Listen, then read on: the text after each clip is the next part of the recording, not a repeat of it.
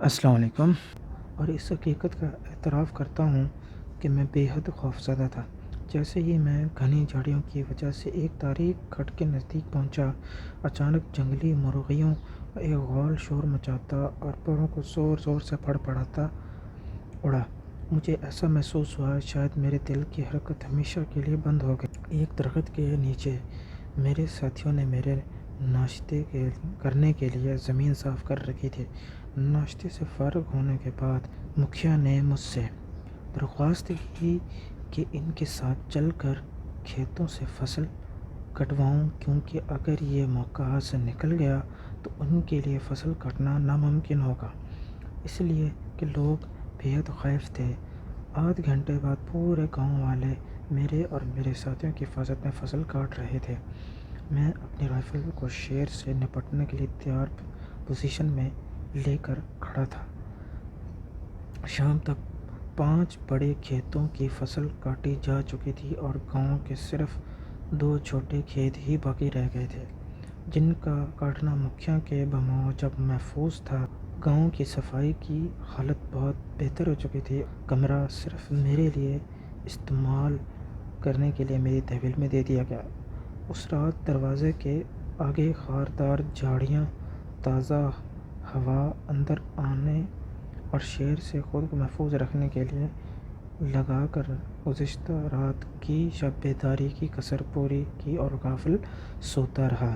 میری موجودگی نے گاؤں کے باشندوں میں نئی روح پھونک دی تھی اور وہ مقابلتاً زیادہ آزادی سے گھومنے لگے تھے، لیکن میں ابھی تک اتنی خود اعتمادی پیدا نہیں کر سکا تھا کہ ان کو اپنے ہمراہ لے کر جنگل کے ان مقامات کی نشاندہی کر سکوں جہاں شیر نے لوگوں کو ہلاک کیا تھا۔ میرے نزدیک اس بات کی خاصی اہمیت تھی۔ یہ لوگ اس علاقے کے میلوں اطراف اور چپے چپے سے واقف تھے اور اگر چاہتے تو بتا سکتے تھے کہ شیر کی موجودگی کے امکانات کن مقامات پر ہو سکتے ہیں۔ اگر اور کچھ نہیں تو کم از کم وہ جگہیں تو بتانا مشکل نہ تھا جہاں شیر کے پنجوں کے نشان مل سکتے۔ یہ تو ایک مصدقہ حقیقت تھی کہ آدم خور شیر ایک ہے، لیکن یہ معلوم نہیں تھا کہ آیا وہ جوان ہے یا بوڑھا، نر ہے یا مادہ، کہ اس کے پنجوں کے نشانات کی مدد سے اس کا کھوج لگا سکوں۔ اگلے دن صبح کا ناشتہ جلدی ختم کیا اور گاؤں والوں سے کہا کہ مجھے اپنے ساتھیوں کے کھانے کے واسطے گوشت چاہیے، اس لیے میرے ہمراہ چل کر ایسی جگہ بتائیں جہاں میں پہاڑی بکرے یا گھڑیال کا شکار کر سکوں۔ یہ گاؤں ایک ایسے پہاڑ کی چوٹی پر واقع تھا جس کا سلسلہ مشرق اور سے مغرب کی طرف پھیلا ہوا تھا، اور اس سڑک کے نیچے جہاں میں نے رات بسر کی تھی پہاڑ شمال کی جانب سیدھے ڈھلوان پر تھا اور اس کے اوپر جگہ جگہ سبز گھاس کے ٹکڑے تھے۔ گاؤں والوں نے مجھے بتایا کہ اسی ڈھلوان پر کافی گھڑل ملتے ہیں اور صحیح مقام بتانے کے لیے کافی لوگ میرے ہمراہ چلنے کے لیے آمادہ ہو گئے۔ اس آمادگی پر خوشی کا اظہار کرنے کے لیے میں بہت محتاط تھا۔ اس ہجوم میں سے صرف 3 اشخاص کو میں نے چنا اور مکھیا سے یہ کہا کہ اگر گھڑل زیادہ ہوئے تو 3 ماروں گا، جن میں 2 گاؤں والوں کے لیے ہوں گے اور 1 اپنے ساتھیوں کے واسطے، اور ہم روانہ ہو گئے۔ سڑک عبور کرنے کے بعد پہاڑ کے سیدھے ڈھلوان والے پہاڑ کے کب کے اوپر سے گزرتے غور سے دیکھتے ہوئے نیچے اترے، لیکن کوئی جانور دکھائی نہیں دیا۔ پہاڑ سے آدھ میل نیچے اترنے کے بعد کھڈ ایک رخ اور ایک ہی زاویے پہ تھے، اور جس مقام پر یہ سب ملتے تھے وہاں سے داہنی جانب والے پتھریلے اور ہری گھاس والے ٹکڑے صاف دکھائی دے رہے تھے۔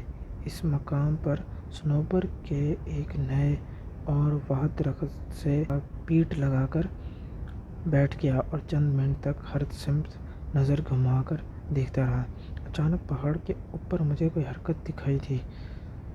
جب دوبارہ حرکت ہوئی تو میں نے ایک گھڑل کو اپنی کان پھڑپھڑاتے دیکھا جو گھاس کے اندر کھڑا تھا اور صرف اس کا سر دکھائی دے رہا تھا۔ میرے ساتھیوں کی نظر اس حرکت پر نہیں پڑی تھی، چونکہ اب اس کا سر ساقط تھا اور اس کا رنگ گرد و نواح کے پس منظر سے ملنے کی وجہ سے مشکل سے دکھائی دے رہا تھا، اس لیے ان لوگوں کو بتانا مشکل تھا۔ اشارے سے ان کو بٹھایا اور نشانہ لے کر گڑھل پر گولی چلا دی۔ میرے پاس ہنری مارٹینی رائفل تھی، جو کسی فاصلے تک بھی اپنے شست کی درستی اور دھکے کے لیے مشہور تھی۔ فاصلہ 200 گز تھا، جو کچھ معنی نہیں رکھتا تھا۔ گولی میں نے لیٹ کر چلائی تھی اور اپنی کوہنی کو ایک ٹھنڈ پر ٹکا کر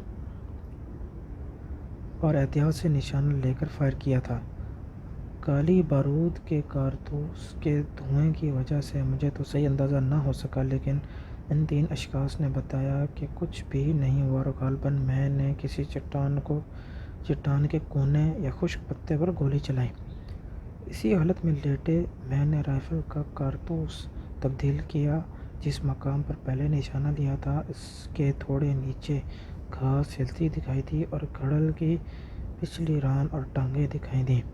گھاس کے باہر نکلتے ہی اس نے نیچے کی طرف لڑکھنیاں کھانی شروع کر دیں اور جوں جوں ڈھال پر آتا گیا، اس کی لڑکھنے کی رفتار میں اضافہ ہوتا گیا۔ آدھے فاصلے پر پہنچ کر لمبی گھاس میں غائب ہو گیا، لیکن 2 اور گڑھل جو وہاں لیٹے تھے چوکنا ہو گئے۔ جیسے ہی گڑھل کی عادت ہے، خطرے کی چھینک مار کر بجلی کی طرح پہاڑ کے اوپر کی طرف بھاگنا شروع کیا۔